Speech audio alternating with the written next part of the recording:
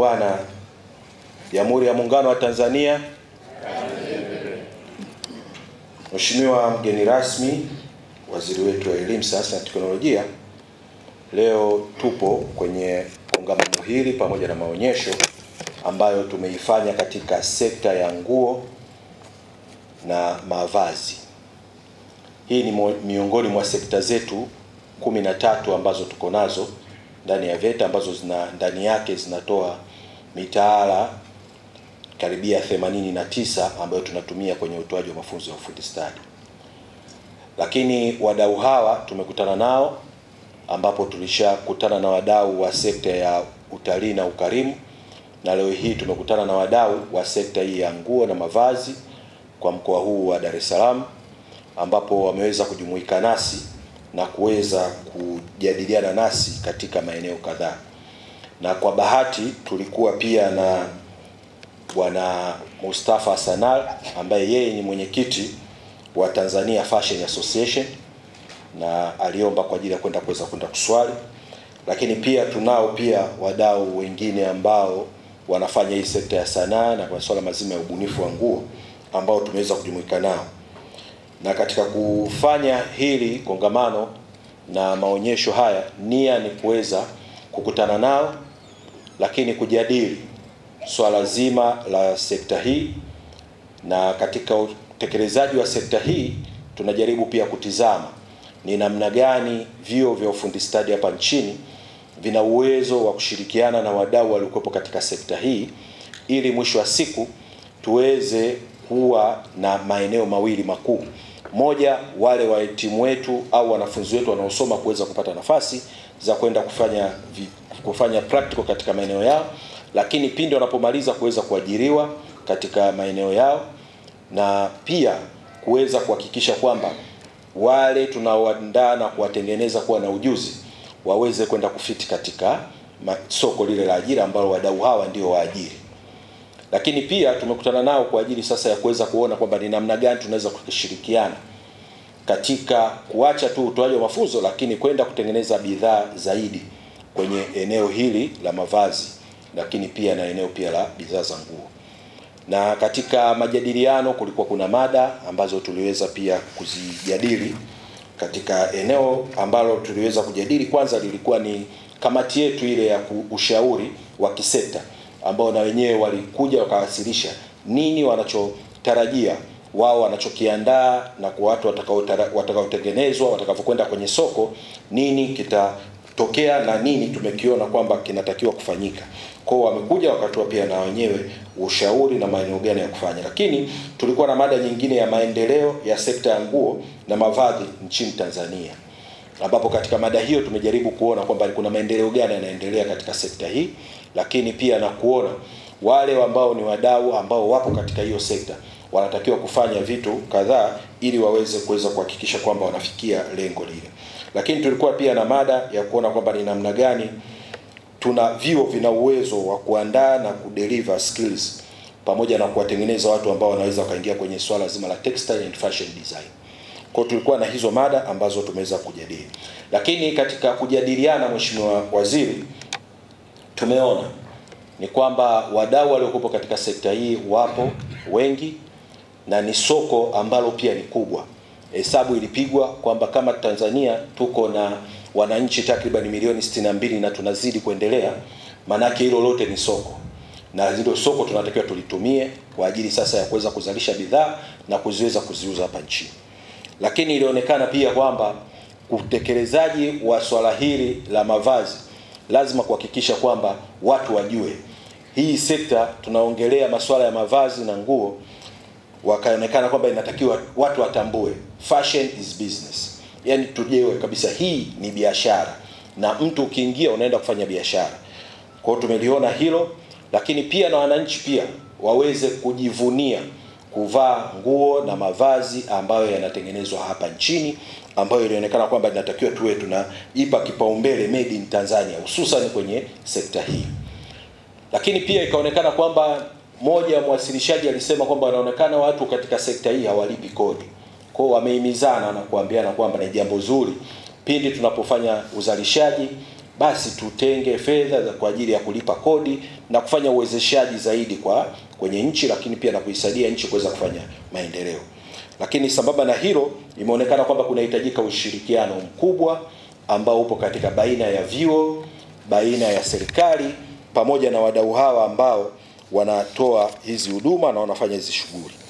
Na hili tumeliweza kuliona na kuona kwamba ni vema tukazidi kuimarisha ushirikiano, kuendelea kuwa na makongamano kama haya ambayo yanazidi kuwapa uelewa na kuzidi kuona kwamba nini kinachotakiwa kufanywa ili kuendana pia na mahitaji ya soko ambalo lipo nchini Tanzania. Na katika kufanya hivi, Mheshimiwa Waziri, tumeona kwamba lile swala zima la sera ya elimu ya mwaka 2014 maboresho ya mwaka 2023 inaongelea swala la ujuzi kuanzia katika ngazi ya chini mpaka ngazi ya juu. Na hili limeongelewa pia katika mmoja wa wasilishaji mada, ameongelea kwamba serikali imeona kwamba ujuzi unatakiwa. Kwa hiyo ni vema ujuzi kuanzia kule katika ngazi ya chini ya elimu msingi na kuendelea katika ngazi za juu, na hizo ngazi zinavyoendelea maana watu pia watakuwa wanaendelea kupatiwa ujuzi. Na sisi kama VETA tumeyapokea na tulikuwa tunaendelea kupata majadiliano kutoka kwa wenzetu ili tuweze kuona namna gani tunazidi kuhakikisha kwamba sekta hii tunaiendeleza katika ngazi ya utoaji wa ujuzi, katika ngazi ya kumwandaa mtu atakavyokuwa ameenda kwenye soko ili aweze kwenda kutengeneza bidhaa na kuwa mjasiriamali. Lakini mwisho wa siku tunaamini watu hawa wakiwa wanatengeneza bidhaa tukauza hapa nchini na zingine tutazipeleka nje ya nchi.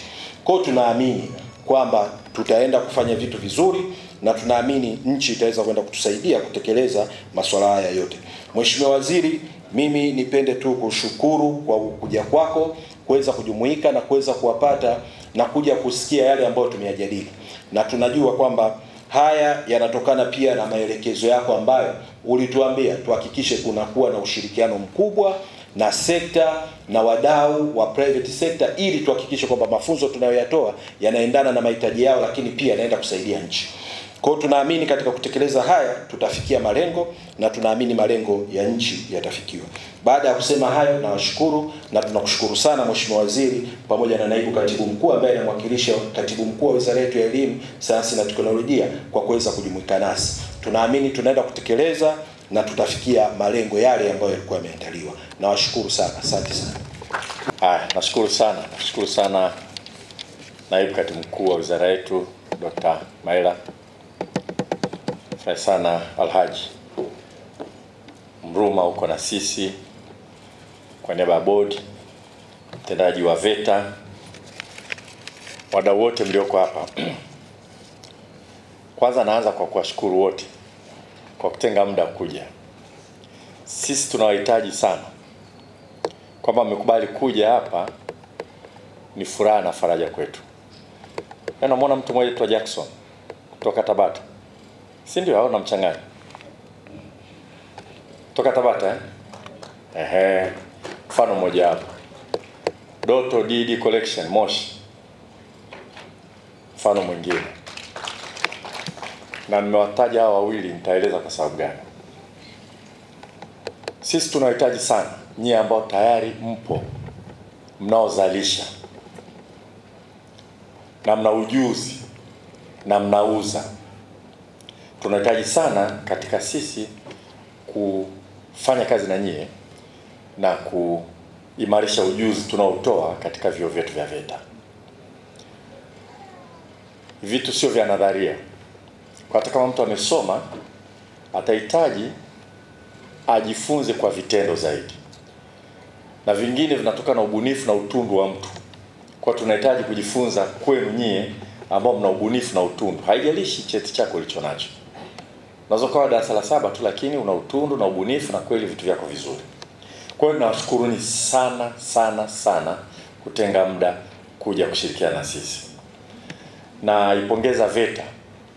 Haya ni maelekezo yangu mahususi.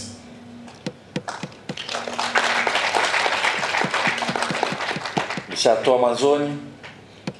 Mara ya pili nilikuwa na Doto pale na Jackson. Mbonye, si ndio? Ofisini kwangu. Wale mafundi, mmoja Tabata mwingine Moshi. Na nikatoa namba kwa Anton. Nikasema ndio hawa shirikiane nao kwa sababu wanashona vizuri. Mimi suti zangu hizi nyingi na shona locally. unashona vizuri, lakini ni on demand, unakwenda unapima unashona. Lakini ukienda kwenye maduka ya nguo hapa mjini City Center hapa, utakuta suti nyingi zimetoka Uturuki na kadhalika. Sasa hivi hapa nchini tuna watu at least namjua mmoja, ukipima suti saa hizi, kesho saa 4 saa 5 ushaipata. Anazungumzia suti kama mfano mmoja hapa. Lakini sasa tunahitaji sisi tushirikiane kusonga mbele. Kwa hiyo napongeza VETA kwamba hatimaye sasa mnafanya kile tulichoagiza, na ni sehemu ya maadhimisho sasa ya miaka 30 ya VETA, lakini lazima iende beyond that. Tunahitaji sana kuimarisha ushirikiano kati ya viwanda na au wazalishaji na vyuo vyetu. Hatuwezi kujidanganya kwamba tutapata utaalamu tu wa kutoka mtu ametoka chuoni aje afundishe VETA bila kuwa na uzoefu wa kiutendaji. Na mifano ipo mingi. Nashukuru sasa tunaenda vizuri. Lakini kabla katibu mkuu alikuwepo wakati ule, alisema magari yetu yote ya wizara yatakuwa yanafanywa service VETA. VETA wasema bwana, tunaomba kidogo, baada hajajenga uwezo, lakini tunachukua watoto, tunakusanya ada, tunawafundisha ufundi wa magari. Kwa hilo niliwaambia VETA, jengeni mahusiano na wazalishaji wa magari. Watu wetu wawe trained kule. Na magari ya sasa hivi sio mechanical tu, ni electronic vile vile. Najua hatua hizo mnazo na mmeniambia kwamba mnaenda vizuri kama sehemu moja. Kwa kweli hili ni kazi ya kuunganisha, ili wale watoto, vijana, mtu yote anakuja VETA afundishwe kwa namna ambayo inamjengea ujuzi halisia ulioko huko sokoni. Na mambo ni mengi. Hii ya nguo na ushonaji ni sekta moja hapo, na kila mtu anavaa nguo. Ni sekta moja hapo ambayo natumaini kwa kushirikiana na wizara nyingine zinazohusika, sisi kwa kujenga mahusiano na nyie, na nitaeleza tunatarajia nini. Kwa hata mada nilikuwa nasikiliza, ile mada ninayoitaka nimeisikia.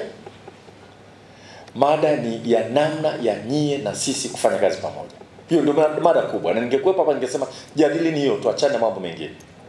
Mengine ni muhimu, lakini tumewaita hapa mtuambie tunajengaje mahusiano. Kuna mwongozo umeandaliwa na VETA, mmeujadili? Huo mwongozo una manufaa kwenu? Hilo ndio kubwa. Hilo ndio kubwa. Na tutaenda sekta hadi sekta. Kwa mfano ujenzi, nashukuru tangu tuongee nimeona, na nitoa mfano vile vile kwamba jamani, mimi nimeongea na mtu mmoja ana hizi aluminium kwa ajili ya madirisha, ana vituo nchi nzima. Nikamuuliza, vipi wewe mafundi wako unawapata wapi? Asema na train mwenyewe. Una train mwenyewe? Nafanya. Na ukienda popote hapa Tanzania ana vituo. Nikamwambia, Anton, sasa huyu ana train mwenyewe, kuna fursa ya kufanya kazi pamoja na huyu. Chuo chetu kinachofundisha ujenzi na yeye, hawa watu tunaowafundisha yeye akasaidia kufanya training mle ndani, na wakimaliza hapa very likely watapata ajira kutoka kwa huyu mtu badala ya kufanya training mwenyewe. Lakini vile vile atatumia mafundi ambao wako field wanafanya kazi, atakuja kuwafundisha vizuri zaidi. Nilifurahi, niliona mkutano, na mlivyotoka pale alinipigia simu, kaongea saa zima, yuko very excited. Sasa naona mwelekeo kwamba na sisi wazalishaji, na anajenga kiwanda Kibaha, sio? Anajenga kiwanda Kibaha. Sasa mimi niko tayari kufanya kazi na VETA kama mna mwelekeo huo wa kushirikiana na sisi. Na sisi bado, kwa sababu anasema sio wakati mwingine unaajiri mtu kutoka VETA ni mzuri, lakini bado unamtrain. Sasa tukishirikiana tutahakikisha kwamba tuna shape ile training inayofanyika kwenye vyuo ambavyo tunazihitaji, kwa sababu wanafunga madirisha ya aluminium everywhere. Kuna kuweka tiles, makampuni makubwa, majumba makubwa yanajengwa Tanzania. Dodoma ujenzi unaendelea. Mtumba pale. Tungetaka tuone ushirikiano na makampuni ya ujenzi na VETA. Na sisi tunawapeni nguvu kazi, wanakuwa trained wakija wanafanya kazi kule, wakitoka pale wanafanya, kwa sababu ujenzi sasa hivi wa nyumba nzuri za kuishi unaenda kwa kasi sana hapa Tanzania. Watu wanataka tiles, wanataka kuziweka vizuri. VETA yenyewe inajenga. VETA inajenga level ya VETA mkoa Songwe na VETA nyingine 64. Tunataka tuone na nitawa challenge mkajenge VETA nyie wenyewe moja kwa mafundi wewe. Nafurahi nimeona mambo ya kupaka rangi mnafanya. Na kesho nilimwomba waziri mmoja, bahati mbaya pata udhuru na kuja mwenyewe pale Muhimbili kuona mnachofanya. Sasa ningependa tufike mahali tuseme VETA jengeni basi jengo moja la shule, jitoleni kajenge, sisi tuangalie sasa. Nyinyi ndio mafundi. Mnafundisha mafundi waenda sasa hebu jengeni hata darasa moja. Tutafute sehemu moja ambayo panahitaji shule, mwende mkajenge kule. Lakini tungependa mahusiano haya. Furniture. Bado ukienda nenda Mlimani City, nenda kutafuta furniture nzuri, gari, katafute furniture nzuri sana, asilimia kubwa bado zinatoka nje.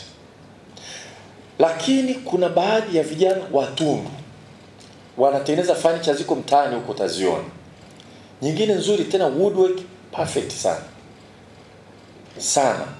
Wengine nawafahamu. Kwa mtu yote alifanya ujenzi, anataka kutengeneza vitu mpaka mbao, unajenga aki ya mbao wanafanya. Ukienda unakuta kwa mimi darasa la 7, mwingine anaanza form 4, mmoja mzee mmoja anafanya sawa mimi darasa la 8. Ameweka 70 na kitu. Woodwork anayokutengenezea is amazing. Sasa wale tunahitaji wafanye kazi pamoja na VETA. Humu sisi tu supply nguvu kazi na inabidi tuwekeze pengine raw material kidogo. Halafu yeye anapata nguvu kazi na sisi watu wetu wanajifunza on the field. Anajifunza kwenye chuo, anajifunza kwenye field. Kwa hiyo maagizo yetu yalikuwa ni haya. Mimi kwa kweli kwenye hilo roho yangu imetulia. Nadhani VETA tutakwenda. Ndoto ya serikali, ndoto ya rais wetu. Sasa hivi tukazungumza sana mambo ya ujuzi. Katukabidhi kazi. Sasa kazi yetu ni kutafuta solutions. Hata pamoja na shortage ya wakufunzi na ipo, ajira zinaendelea, lakini amini usiamini, wakufunzi walioko pale chuoni wasipofanya kazi na hawa wanaotengeneza leather, tunazo tukajikita kwenye nadharia zaidi na kutokuwa na ujuzi wa aina nyingi ambao tunazo tukapata kwa kufanya kazi na nyinyi. Kwa hata tungepata wakufunzi wa kutosha 100%, bado tunahitaji hawa ambao tunaona hapa wanachofanya na utundu wanaofanya. Kazi ya ngozi pale nilikuwa naangalia yale mabegi ni total perfect. Haya ukiwa na duka pale Mlimani City zuri, sasa unahitaji mtaji kuchukua mahali, ukiweka pale, I'm telling you, haya mabegi yatamove kwa kasi ya ajabu. Middle class Tanzania inapanda sana. Lakini ukienda kule utakuta mabegi mengi foreign made yanauzwa kwa sababu pale ndipo pana outlet nzuri sana. Sasa sisi tukishirikiana na nyie, kwa mfano leather products, watu wetu wanajifunza kwenu, alafu nyie mkaangalia, tunaletea hela za utekelezaji. Kuna siku tutauliza yetu mbili kila senti inakwenda wapi. Tungetaka tuone hata wakati mwingine mnashirikiana, mnajenga mashirikiano. Ndio maana nimesema mada kubwa ya kuzungumza hapa namna ya kushirikiana. Kulipa kodi sawa, mlipe, lakini hiyo nataka mimi nyie na sisi mnafanya nini? Ndio kubwa. Ni nini tukifanya kitasababisha nyie mfanye kazi na sisi? Ndicho hicho ninachotaka nikisikie. Na nataka outcome hiyo. Na sisi nimeambiwa kwamba kuna mwongozo wa kuzindua. Huo mwongozo usizinduliwe bila kujadiliana na wadau. Nyingine tusijiwekee mwongozo sisi tumekaa tumeandika tumeweka mwongozo. Sasa tunataka tukae tumuulize Jackson, vipi bwana? Hii unaweza itakusaidia, utavutiwa kuja kufanya kazi na sisi. Aseme kipengele hiki kitatusumbua bwana. Kumbe kitasumbua, tufanyeje? Yaani majadiliano yao namna ya sisi kufanya kazi pamoja. Tunaweza tukaanza na sekta chache tukaona namna ya ku-expand. Na kwenye hili mlioanza nalo fursa kubwa sana. Kubwa sana. Na nyinyi wazalishaji, mimi nikaga viwanda na biashara. Kwa hiyo tulikuwa tunasimamia Sabasaba. Niseme ilikuwa Sabasaba nakuja nakuta vitu na tulianza kupromote sana leather products by the way. By that time. Sio unakumbuka bwana. Ndio nilifahamu kina Weso pale nini, na nikaambiwa chuo cha Northampton Uingereza, ni one of the best. Nikaenda Mwanza DIT pale, nikaencourage waende. Sasa juzi nimeenda kule nikakuta Watanzania wanasoma, wanasema unakumbuka wakati ule tulianzisha lile. Lakini tunachohitaji ndugu zangu, lazima tuzalishe kwa ukubwa, kwa wingi, kwa brand na kuuza ndani na nje ya nchi. Nirudie tena. Tunachohitaji lazima tuzalishe kwa ubora, kwa wingi, kwa brand, tuuze ndani na nje ya nchi. Kuna ushindani wa vile vinavyoingia ndani na sisi vya kwetu viende nje. Kwa hilo ni kubwa zaidi kuliko VETA, kuliko wizara moja. Ni watu wengi tunahusika. Lakini VETA tunaweza tukakusaidia kwa namna fulani. Kwa mfano,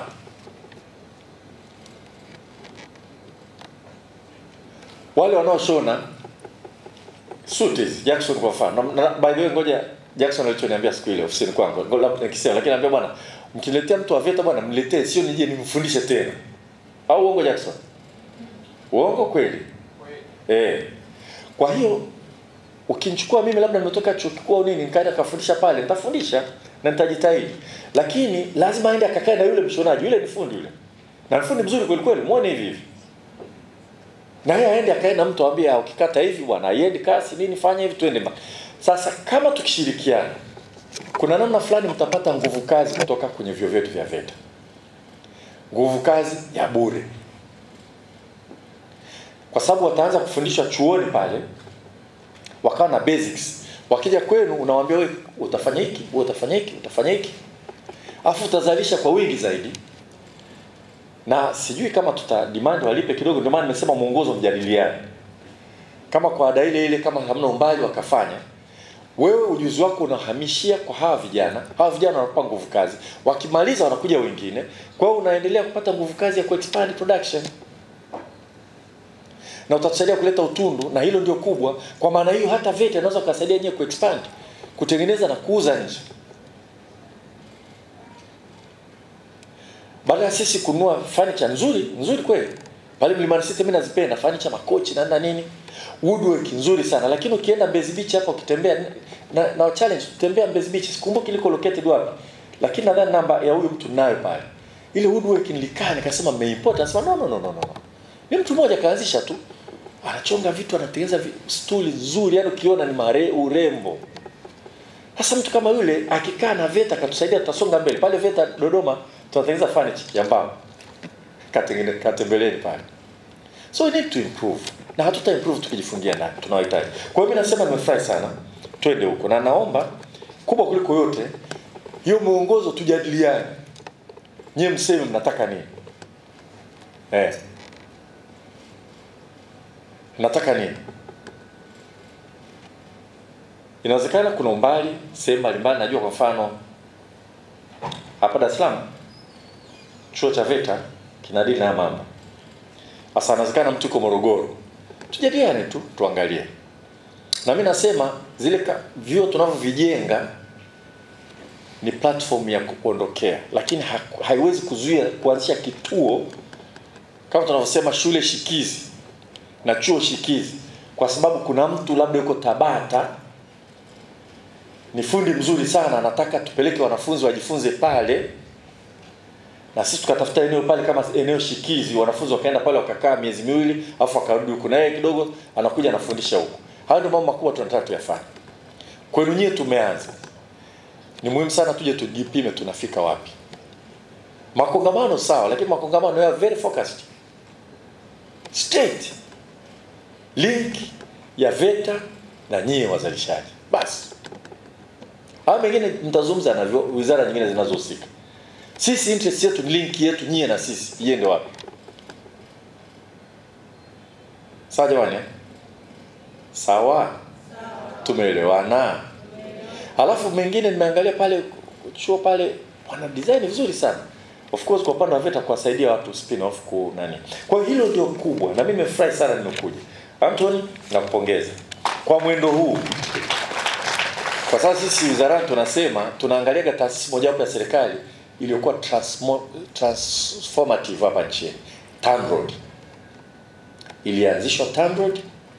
Nakumbuka waziri wakati akasema mimi nataka tusimamie ujenzi wa barabara. Gari lako dogo kutoka Mtwara ufike Kagera unaendesha kwenye lami.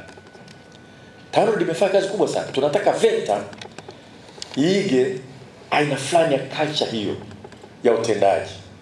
Tukawa tunajenga vyuo vingi sana, watu waone matokeo. Kuna mambo mengi ya kufanya, lakini moja wapo ni kushirikiana na wadau. Kwa hiyo narudia tena kuwashukuru sana kwa kuja. Hasa nitaongea sana. Nirudie tena. Tunachohitaji kwenu, mnataka sisi tufanye nini ili tushirikiane? Mada nyingine zote zungumzeni, lakini sio hapa. Kifanya tena, mnataka VETA ifanye nini ili tushirikiane? Hilo ndio kubwa. Kwa utaratibu gani? Halafu nianze kuona ni nani yuko tayari aanze ushirikiano. Tujifunze wakati tunafanya, tuone tutaendelea kuimprove wapi na matokeo.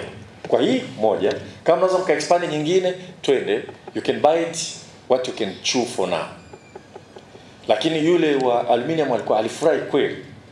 Na kripu kanushia, wamekuja hapa watu wa VETA, tizama magari yamepaki hapa kweli, wanakuja kuniuliza. Sasa nimefurahi sana, maana mimi na train watu wangu mwenyewe.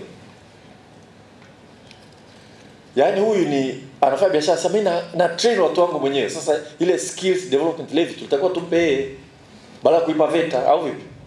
Si ndio maana yake? Si ana train wa Tanzania? Si anawapa ujuzi?